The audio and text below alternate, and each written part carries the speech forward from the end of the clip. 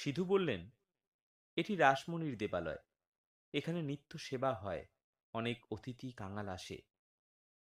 কথা বলতে বলতে ভবতারিণীর মন্দির থেকে পাকা উঠোনের উপর দিয়ে হাঁটতে হাঁটতে দুজনে আবার ঠাকুর শ্রী রামকৃষ্ণের ঘরের সামনে এসে পড়লেন।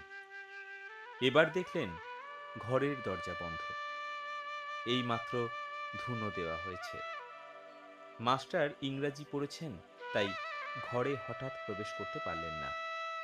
দরজার সামনে বৃন্দে মানে ঝি দাঁড়িয়েছিল। জিজ্ঞাসা করলেন, হ্যাঁ গা, সাধুটি কি এখন এর ভিতরেই আছেন?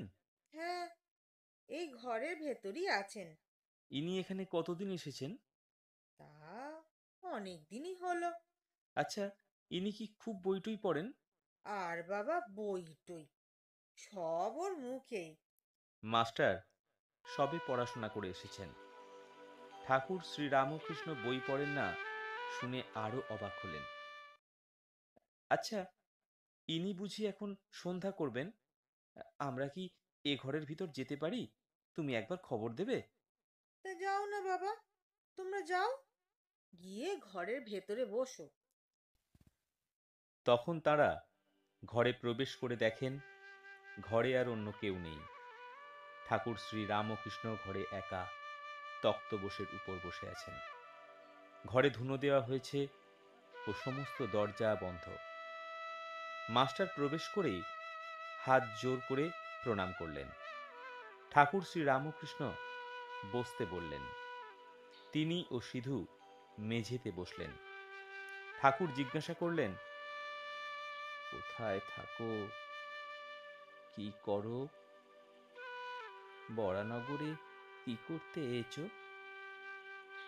মাস্টার সমস্ত পরিচয় দিলেন, কিন্তু দেখতে লাগলেন যে ঠাকুর মাঝে মাঝে যেন অন্যমনস্ক হয়ে যাচ্ছেন।